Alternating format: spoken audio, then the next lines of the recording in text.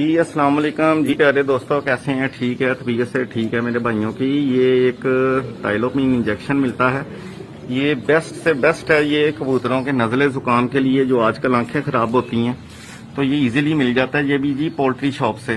तो इसका तरीकाकार यही होता है कि आपको सिरिंज की मदद से इसमें से ये इंजेक्शन निकालना है और 3 कतरे मुंह में और एक आंख में।